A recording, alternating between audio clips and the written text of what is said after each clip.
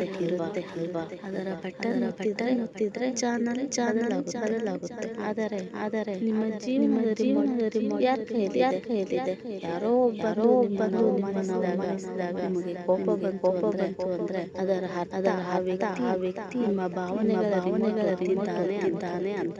ಒಬ್ಬ ವ್ಯಕ್ತಿ ನಿಮ್ಮನ್ನು ಒಂದು ನಿಮಿಷದಲ್ಲಿ ನಗಿಸಬಹುದು ಅಥವಾ ಒಂದು ನಿಮಿಷದಲ್ಲಿ ಅಳಿಸಬಹುದಂದ್ರೆ ನೆನಪಿಡಿ, ನೀವು ಆ ವ್ಯಕ್ತಿಯ ಗುಲಾಮರಾಗಿದ್ದೀರಿ. ನೀವು ಜೀವನದ ಕಂಟ್ರೋಲ್ ನಿಮ್ಮ ಕೈಯಲ್ಲಿಲ್ಲ. ಈ ವಿಡಿಯೋ ಮುಗಿಯುವಷ್ಟರಲ್ಲಿ ರಿಮೋಟ್ ಅವರ ಕೈಯಿಂದ ಕಿತ್ತುಕೊಳ್ಳುವುದು ಹೇಗೆ ಅಂತ ನಾನು ನಿಮಗೆ ತಿಳಿಸಿಕೊಡ್ತೀನಿ. ಲೋಕದಲ್ಲಿ 2 ಥರದ ಜನರಿದ್ದಾರೆ. ಮೊದಲನೆಯವರು ರಿಯಾಕ್ಟಿವ್, ಅಂದರೆ ಯಾರಾದರೂ ಹೊಗಳಿದ್ರೆ ಉಬ್ಬಿ ಹೋಗ್ಬೋದು, ತೆಗೆದ್ರೆ ಕುಗ್ಗಿ ಹೋಗ್ಬೋದು. ಇವರು ಗಾಳಿ ಬೀಸಿದ ಕಡೆ ವಾಲು ಬಳ್ಳಿಯಂತೆ. ಆದರೆ ಎರಡನೇ ತಂಡದವರು ಡೇಂಜರಸ್ ಪೀಪಲ್. ಇವರನ್ನು ಅಷ್ಟು ಸುಲಭವಾಗಿ ಅಲ್ಲಾಡಿಸಲು ಸಾಧ್ಯವಿಲ್ಲ.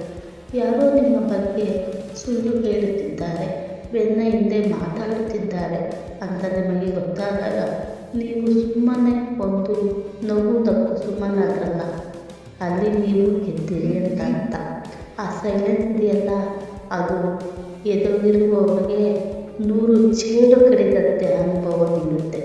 ನಿಮ್ಮ ಎಮೋಷನಲ್ ಅನ್ನು ನೀವು ಮ್ಯಾನಿಪ್ಯುಲೇಟ್ ಮಾಡಲು ಬಿಡಬೇಡಿ. ಯಾರು ನಿಮ್ಮನ್ನು ಕೆಣಕುತ್ತಿದ್ದಾರೆ ಅಂದರೆ ಅವರು ನಿಮ್ಮನ್ನು ಸೋಲಿಸಲು ನೋಡ್ತಿದ್ದಾರೆ ಅಂತ ಅರ್ಥ. ಆದರೆ ನೀವು ರಿಯಾಕ್ಷನ್ ಮಾಡುತ್ತಿದ್ದಾಗ ಅವರಿಗೆ ಸೋಲಿಸಲು ಯಾವುದೇ ಅಸ್ತ್ರಗಳು ಸಿಗುವುದಿಲ್ಲ. ಇಲ್ಲಿ ಮುಖ್ಯವಾದದ್ದು ಶಾಡೋ ಇಂಟಿಗ್ರೇಷನ್. ನಿಮ್ಮಲ್ಲಿರುವ ಕೋಪ, ಹಠ ಅಥವಾ ಅಗ್ರೆಷನ್ ಅನ್ನು ಪೂರ್ತಿಯಾಗಿ ಸಾಯಿಸಬೇಡಿ. ಬದಲಾಗಿ ಅದನ್ನು ಪಳಗಿಸಿ. ಸಿಂಹಕ್ಕೆ ಹಸಿವಾದಾಗ ಮಾತ್ರ ಬೇಟೆಯಾಗುತ್ತೆ, ಸುಮ್ಮನೆ ಗರ್ಜಿಸಲ್ಲ. ನಿಮ್ಮ ಶಕ್ತಿಯನ್ನು ಆ ರಾಜ್ಯದಲ್ಲಿ ವ್ಯರ್ಥ ಮಾಡಬೇಡಿ. ನಿಮ್ಮ ಸೈಲೆನ್ಸ್ ಒಂದು ಆಯುಧವಾಗಲಿ. ನಿಮ್ಮ ಕಣ್ಣಿನ ನೋಟದಲ್ಲಿ ಒಂದು ತೀಕ್ಷ್ಣ ಇರಲಿ. ಎದುರಾಳಿ ಎಷ್ಟೇ ಕಿರಿಚಿದರೂ ನೀವು ಶಾಂತವಾಗಿ ಅವನ ಕಣ್ಣಲ್ಲಿ ಕಣ್ಣಿಟ್ಟು ನೋಡಿದಾಗ ಅವನಿಗೆ ತನ್ನ ತಪ್ಪಿನ ಅರಿವಾಗುತ್ತೆ ಅಥವಾ ನಿಮ್ಮ ಮೇಲಿರೋ ಭಯ ಹೆಚ್ಚಾಗುತ್ತೆ. ಇದನ್ನೇ ಜಗತ್ತು ಡಾರ್ಕ್ ಕಾನ್ಫಿಡೆನ್ಸ್ ಅಂತ ಕರೆಯೋದು.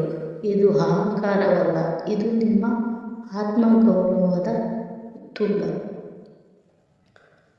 ಕೊನೆಯದಾಗಿ ಒಂದು ಮಾತು, ಈ ಪ್ರಪಂಚ ನಿಮ್ಮನ್ನು ಹೇಗೆ ನಡೆಸ್ಕೊಳ್ಬೇಕು ಅನ್ನೋದನ್ನು ನೀವೇ ನಿರ್ಧರಿಸಬೇಕು.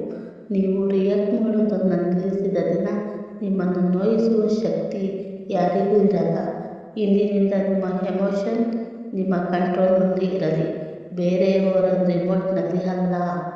ಈ ಮಾತು ನಿಮಗೆ ಸರಿ ಅನಿಸಿದರೆ ಕಮೆಂಟ್ನಲ್ಲಿ ಐ ಆಮ್ ಇನ್ ಕಂಟ್ರೋಲ್ ಅಂತ ಟೈಪ್ ಮಾಡಿ.